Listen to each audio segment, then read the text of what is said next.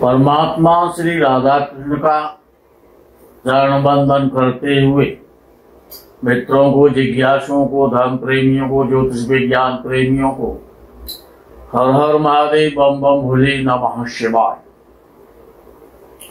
मित्रों, ज्योतिष शास्त्र के एक महान ऋषि हुए हैं बादरायण। बादरायण जी ने मुहूर्त चिंतामणि में, एक मुहूर्त चिंतामणि नाम का ज्योतिष का ग्रंथ है, उसमें बादरायणी जी लिखते हैं कि गुरुरस्ते पतिं हन्यात् शुक्रास्ते चैव कन्यकाम् चंद्रे नष्टे उभौ हन्यात् अस्मादस्तं विवर्जयेत्। अर्थात जब विवाह होता है कन्या का और किसी के पुत्र का, जब विवाह होता है तो वहां पर तीन विषय बड़े प्रमुख हैं। गुरु अस्त ना हो, पंडित जी मना करते हैं भाई गुरु अस्त चल रहा है, जब तारा उदय हो जाएगा तब विवाह होगा, और शुक्र अस्त नहीं होना चाहिए। तो जब शुक्र उदय हो जाएगा तब विवाह होगा। और वर कन्या दोनों के लिए चंद्र की जो भूमिका है, चंद्र का अच्छा होना, बलवान होना बहुत महत्वपूर्ण है दोनों के लिए। चंद्रे नष्टे उभौ हन्यात्, उभौ दोनों के लिए। तो चंद्र सबसे खराब कब होता है कि जब अमावस्या, कृष्ण पक्ष की अमावस्या, कृष्ण पक्ष की चतुर्दशी और शुक्ल पक्ष की प्रतिपदा और द्वितीया, शुक्ल पक्ष की प्रतिपदा, द्वितीया, कृष्ण पक्ष की चतुर्दशी और अमावस्या, इन चार तिथियों में और चंद्र सबसे कमजोर होता है, उसे अष्ट कह दिया जाए तो कोई अतिशयोक्ति नहीं है, अष्ट ही उसे माना जाएगा। तो मकान बनाने के लिए और विवाह करने के लिए, क्यों मकान में गृह प्रवेश, मकान का निर्माण, नवनिर्माण करना या विवाह करना। अब विवाह करेंगे तो मकान में ही तो रहेंगे, तो ये दोनों कार्य बड़े सोच समझ करके करने चाहिए। तो बादरायण जी कहते हैं कि गुरोरस्ते पतिं हन्यात्, यदि गुरु अस्त है और उस समय यदि किसी वरवधू का पाणी ग्रहण संस्कार और संपन्न होता है तो गुरोरस्ते पतिं हन्यात्, यानी पति के लिए बहुत कष्टकारी होता है बृहस्पति। कुंडली में कितना ही अच्छा हो, उससे कोई मतलब नहीं है। ये गोचर में जब मकान बनाना है या विवाह करना है, बहुत महत्वपूर्ण विषय है। मुहूर्त चिंतामणि में प्रथम अध्याय का 47वां श्लोक है ये। तो गुरु जब अस्त हो, और जब तक गुरु अस्त रहे, जिस भी दिनांक तक, तब तक बुद्धिमान ब्राह्मणों को विवाह कार्यक्रम संपन्न नहीं कराना चाहिए। और शुक्राष्टे चैव कन्यका, यदि शुक्राष्ट चल रहा है, ताराष्ट चल रहा है, तो कन्या के लिए, वधू के लिए बहुत कष्टकारी होता है। वो तो लिखते हैं हन्यात, यानी मृत्यु तुल्य या मृत्यु हो सकती है, मृत्यु तुल्य कष्ट प्राप्त होगा उस विवाह के बाद में। वो यदि चंद्र अमावस्या का है या कृष्ण पक्ष चतुर्दशी का है या शुक्ल पक्ष प्रतिपदा का है या शुक्ल पक्ष द्वितीया का है, तो भी विवाह नहीं करना चाहिए। कि चंद्र यदि अस्त चल रहा है, उसको अस्त वहां पर संज्ञा दी जाती है, तो वो दोनों के लिए खतरनाक हो जाता है, खतरा पैदा करता है। अब मित्रों, विषय दूसरा आता है कि जो आज वीडियो बनाया गया है, बनाया जा रहा है आपके सामने, शायद इससे पहले इस वीडियो को किसी ने नहीं बनाया होगा। ऐसा ये वीडियो पहली बार आपकी सेवा में प्रस्तुत किया जा रहा है। बड़ा महत्वपूर्ण जीवन का सुख और दुख देने वाला, दुखों का हरण करने वाला, सुखों को देने वाला, ये बड़ा महत्वपूर्ण वीडियो है। संसार में हर व्यक्ति का जब जन्म होता है या जब कोई व्यक्ति कार्य करता है, यात्रा करता है, मकान बनाता है, दुकान बनाता है, व्यापार प्रारंभ करता है, नया पद ग्रहण करता है, कोई भी काम करता है, तो जिसमें काम करता है या जन्म होता है, कोई भी कार्य होता है, तो कोई न कोई तिथि तो होती ही है। उस दिन कोई न कोई तिथि होती है, कोई न कोई बार भी होता है, रवि सोम मंगल बुध में से, और तिथि कोई न कोई अवश्य होती है, और पक्ष भी होता है। एक कृष्ण पक्ष है और एक शुक्ल पक्ष है, तो पक्ष कोई न कोई तो अवश्य होगा, या तो कृष्ण होगा या फिर शुक्ल होगा, और तिथि भी कोई न कोई होगी। भाई प्रतिपदा हो सकती है, द्वितीया हो सकती है, पंचमी हो सकती है, दशमी हो सकती है, पूर्णिमा अमावस्या कुछ तो होगी ना तिथि। अब भगवान श्री राम का जन्म नौमी तिथि को हुआ और शुक्ल पक्ष में हुआ। भगवान श्री कृष्ण का जन्म, श्री कृष्णचंद्र का जन्म अष्टमी तिथि में हुआ और कृष्ण पक्ष में हुआ। भगवान श्री परशुराम का अवतार शुक्ल पक्ष में हुआ, तृतीया तिथि को हुआ। तो अर्थात संसार में जो भी घटना घटित होती है, वहां पर कोई न कोई तिथि तो होती है, चाहे वो कृष्ण पक्ष की तिथि हो, चाहे वो शुक्ल पक्ष की तिथि हो। 30 तिथियां होती हैं एक महीने में, 30 तिथि होती है, 15 कृष्ण पक्ष की होती हैं और 15 शुक्ल पक्ष की हुआ करती हैं। हर तिथि का जो मान है, जो उसका कालखंड है, वो 12 अंश का होता है, 12 डिग्री का। न वो कम होता है न वो ज्यादा होता है, वो फिक्स है। जैसे हर ग्रह के लिए एक राशि में, एक राशि जैसे 30 डिग्री की होती है, ऐसे ही तिथि 12 डिग्री की होती है।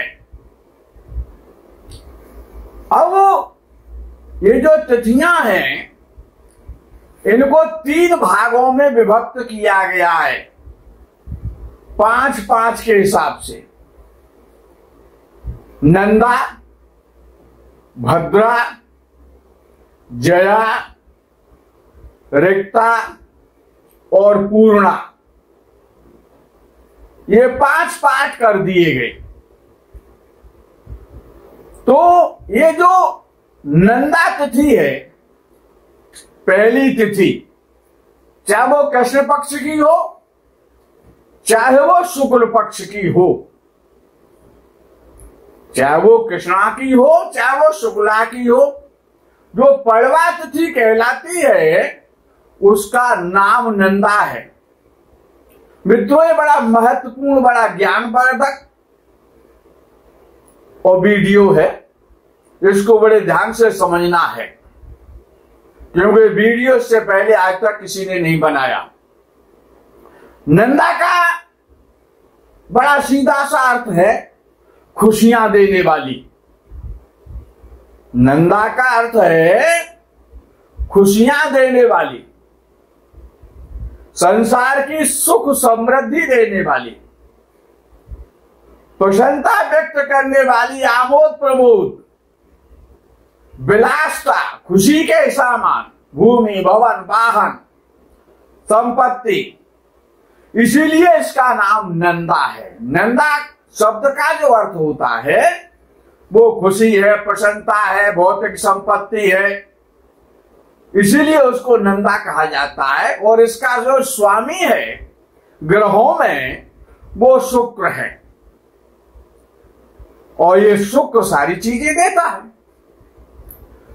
दूसरी तिथि है, चाहे वो कृष्ण पक्ष की है, चाहे वो शुक्ल पक्ष की है, ये ध्यान रखना है।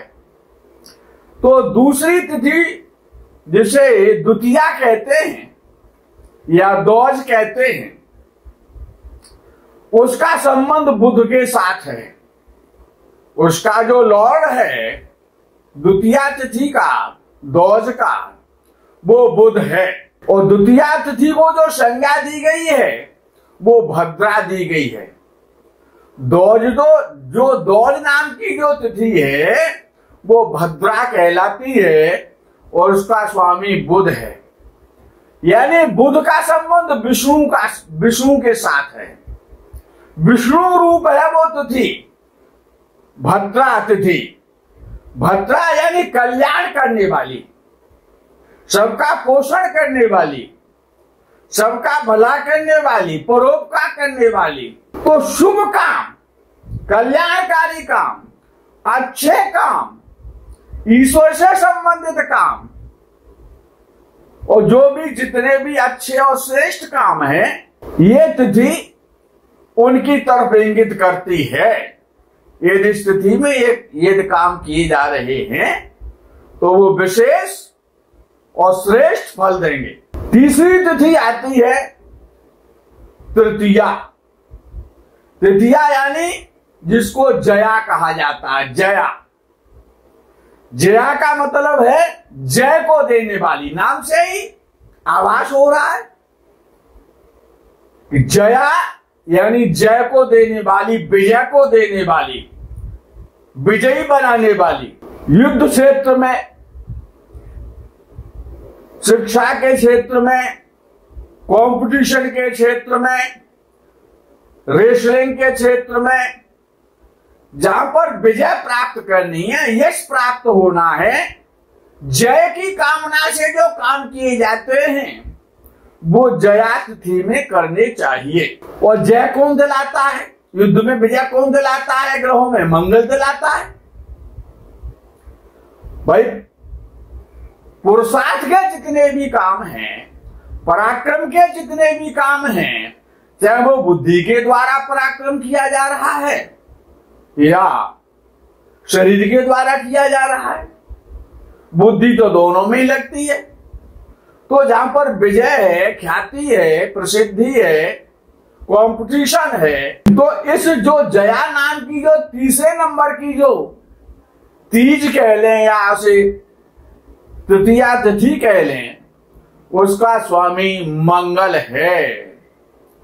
कोई चुनाव लड़ना है तो, या कोई कंपटीशन लड़ना है, या कोई मुकदमा दायर करना है तो मुकदमे में ही तो जय और विजय होती है ना, पराजय होती है, विजय होती है।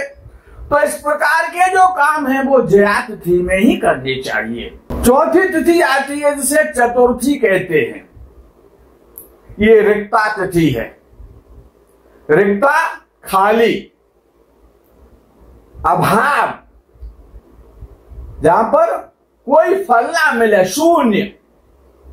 रिक्ता तिथि है माइनस वाली, नेगेटिव ऊर्जा को देने वाली, चिंता देने वाली, अप्रसन्नता देने वाली, गुस्सा देने वाली, धन की हानि करने वाली, कमी का जो द्योतक है, अभाव का जो द्योतक है, वो कौन है?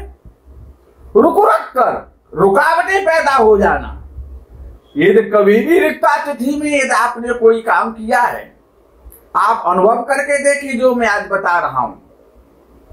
तो यदि चौथे नंबर पे जो चतुर्थी तिथि आती है जिसे चौथ कहा जाता है, इसके स्वामी कौन है ग्रहों में? वो शनिदेव हैं। क्यों? शनिदेव रुकावटें पैदा करते हैं, अभाव पैदा करते हैं, कष्ट देते हैं, दंड देते हैं। तो इसीलिए चौथे नंबर की जो तिथि है, चाहे वो कृष्ण पक्ष की है चाहे वो शुक्ल पक्ष की है, यदि चतुर्थी तिथि है तो वो रिक्ता तिथि कहलाएगी। इसीलिए इसमें यात्रा है, विवाह है, मकान है, लेन देन है, कोई भी नया कार्य नहीं करना चाहिए बुद्धिमान व्यक्तियों को। और पंडित जी को भी रिक्ता तिथि में कभी भी मुहूर्त नहीं निकालना चाहिए। रिक्ता तिथि कौन कौन सी होती हैं वो भी मैं आपको और बता रहा हूं। ये तो चतुर्थी एक आपको पता पड़ गया। इसके अलावा जो और तिथियां हैं दोनों पक्षों में, उसमें रिक्ता कौन सी है, जया कौन सी है, नंदा कौन सी है, वो भी बताऊंगा। पांचवें नंबर की तिथि आती है पंचमी तिथि, पांच, जिसको कहते हैं उसकी जो संज्ञा है वो पूर्णा तिथि है। पूर्णा, पूर्णा का मतलब पूरा करने वाली, पूर्ण, जहां हर चीज संपन्नता, धन मिले, धन की संपन्नता हो, इच्छाओं की पूर्ति हो, संपन्नता, जो काम पूरा हो जाए, अधूरा काम पूरा हो जाए, या जो काम प्रारंभ किया गया है वो पूरा हो जाए तभी आप बंद करें, उसमें कोई विघ्न बाधा ना आए। तो पांचवी तिथि को, पंचमी तिथि को पूर्णा नाम की, पूर्णा नाम की संज्ञा दी गई है। धन कारक, प्रचार और प्रसार, विस्तार, विद्या के क्षेत्र में, सफलता के क्षेत्र में, यदि पूर्णा तिथि में कोई भी काम प्रारंभ किया गया है तो वो निश्चित रूप से पूर्ण होता है। फिल्म की शूटिंग करनी है, मकान प्रारंभ करना है, विवाह प्रारंभ करना है, कोई भी शुभ काम प्रारंभ करना है, तो यानी वो पूर्णा तिथि में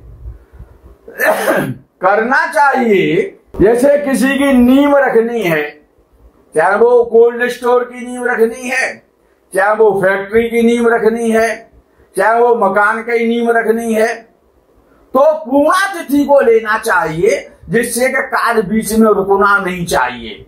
वो पूर्ण होकर के ही बंद हो, पूर्ण हो जाए तभी पूर्ण हो। संपूर्ण करने वाली तिथि है पूर्णा तिथि। कोई शुभ कार्य करना है, कोई यज्ञ आदि करना है, गरीबों को खाना खिलाना है, तो ये जो तिथि है, ये पूर्णा तिथि, पंचमी तिथि, ये बड़ी महत्वपूर्ण है। अब आपको ये पता हो गया कि नंदा तिथि जो पहली तिथि है वो नंदा तिथि कहलाती है। दूसरी तिथि है हर, चाहे वो शुक्ल पक्ष की है चाहे वो कृष्ण पक्ष की, ध्यान रखना। अब दोनों में अंतर कितना है? शुक्ल पक्ष की नंदा में और कृष्ण पक्ष की नंदा में। शुक्ल पक्ष की पूर्णा में और कृष्ण पक्ष की पूर्णिमा में, शुक्ल पक्ष की रिक्ता में और कृष्ण पक्ष की रिक्ता तिथि में कितना अंतर है, ये मैं आपको अभी समझाने वाला हूं बोर्ड के द्वारा। तो पहली तिथि नंदा, दूसरी भद्रा, तीसरी जया, चौथी तिथि रिक्ता और पांचवी तिथि पूर्णा।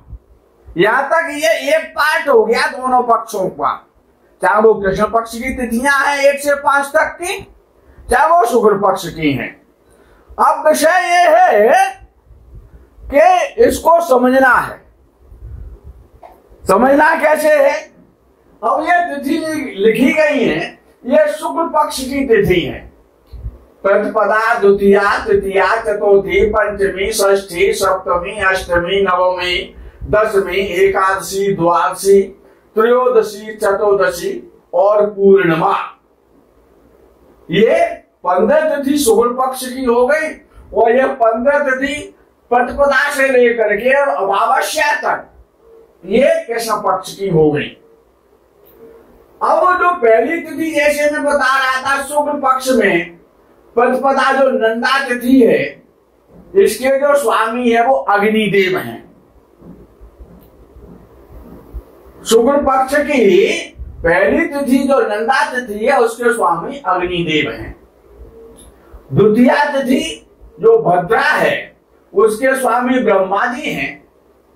और जो तृतीया तिथि है उसका जया के साथ संबंध है, जया तिथि है वो, और उसके जो देवता हैं वो पार्वती हैं, भगवती जगदम्बा जगत जननी, भगवान शिव की पत्नी पार्वती है।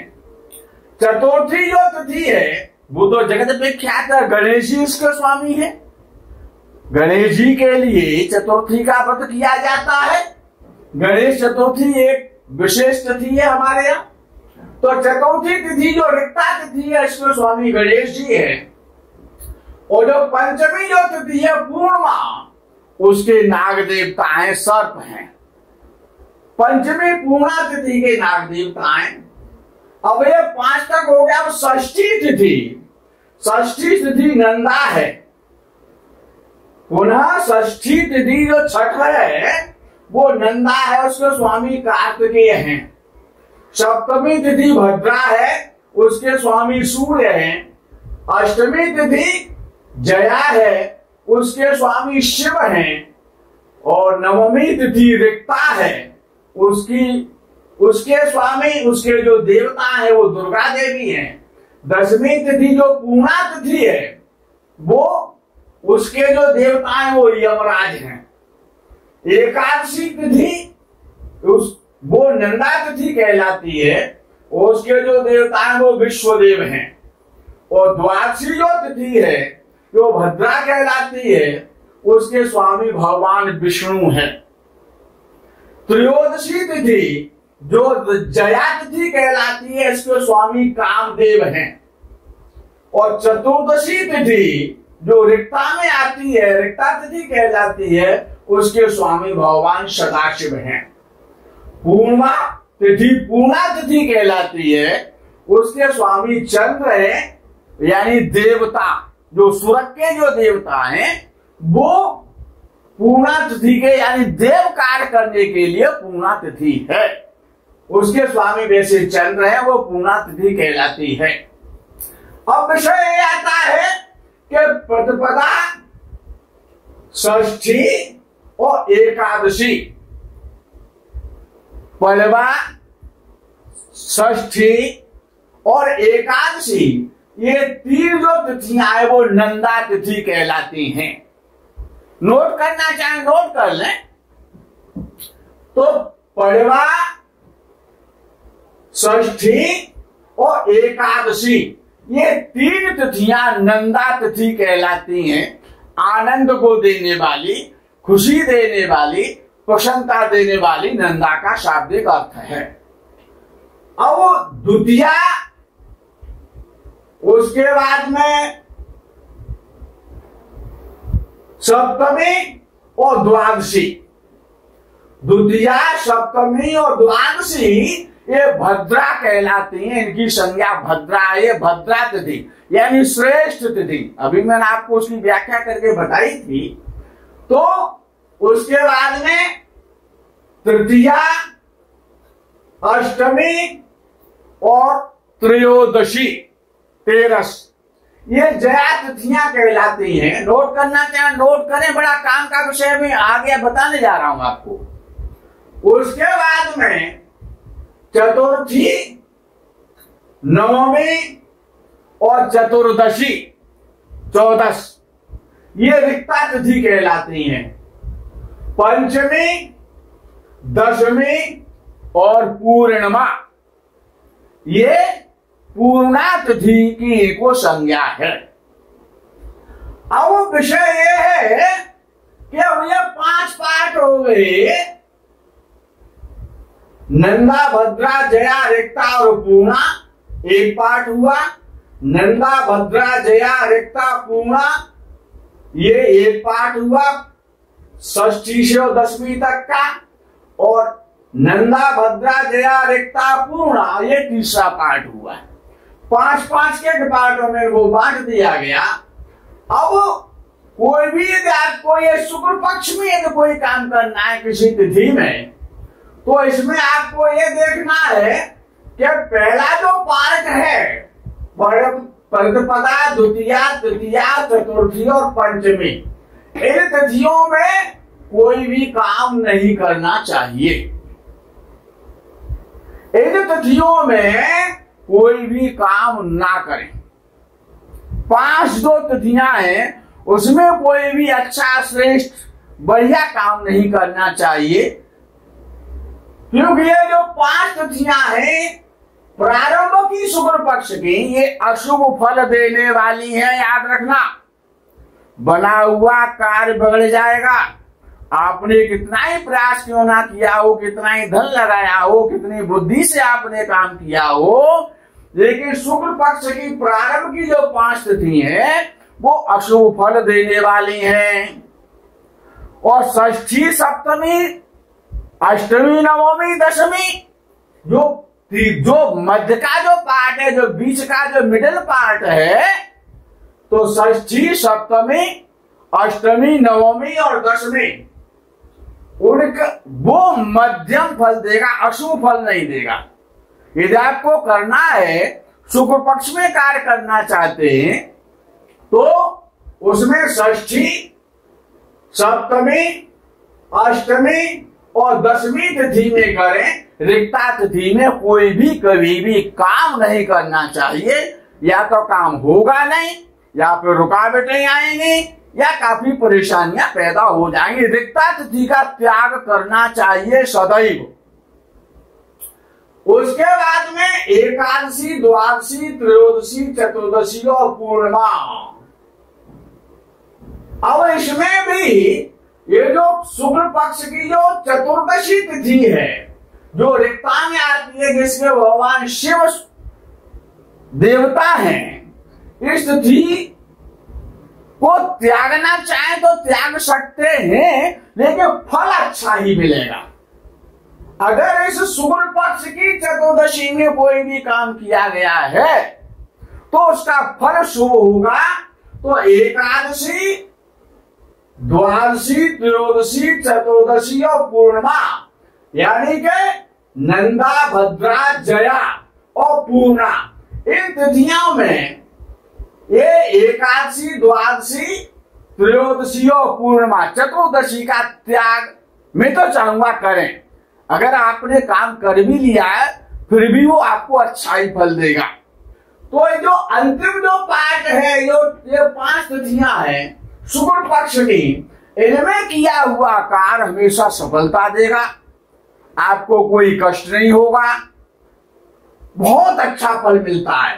तो प्रारंभ की 5 तिथियों में शुक्ल पक्ष में काम किया गया है तो उसमें काफी कष्ट आएंगे, परेशानियां होंगी, समस्या पैदा होंगी, हानियां होंगी, चिंताएं मिलेंगी। मध्य की जो 5 तिथियां हैं, षष्ठी, सप्तमी, अष्टमी, नवमी और दशमी, इन तिथियों में मध्यम फल मिलेगा। उसके बाद में एकादशी, द्वादशी, त्रयोदशी और पूर्णिमा चतुर्दशी का त्याग फिर भी करना चाहिए।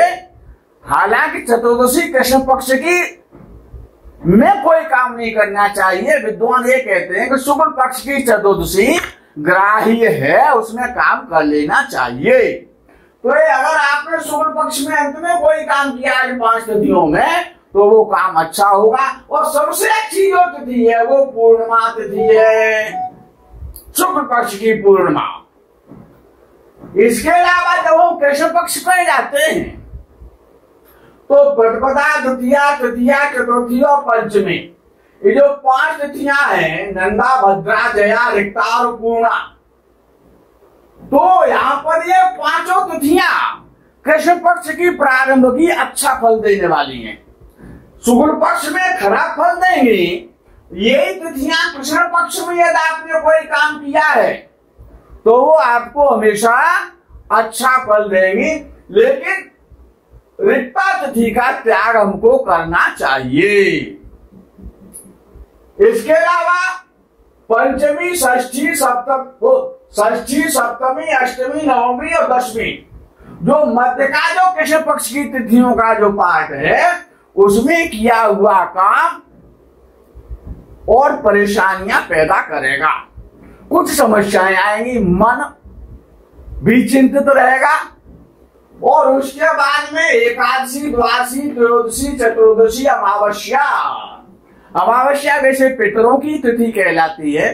पितरों से संबंधित कोई यदि आपको काम करना है तो अमावस्या तिथि में विद्वानों ने उसका उल्लेख किया करना चाहिए। तो ये जो लास्ट की जो तिथियां हैं कृष्ण पक्ष की, एकादशी, द्वादशी, त्रयोदशी, चतुर्दशी और अमावस्या, इन तिथियों में भूल करके भी कोई काम नहीं करना चाहिए। भयंकर शुभ फल देने वाली है। जैसे शुक्ल पक्ष की 5 तिथि बहुत श्रेष्ठ और शुभ फल देने वाली है, ऐसे ही कृष्ण पक्ष की जो अंतिम जो 5 तिथियां हैं वो काफी कष्टप्रद होती हैं और अशुभ फल देने वाली हैं।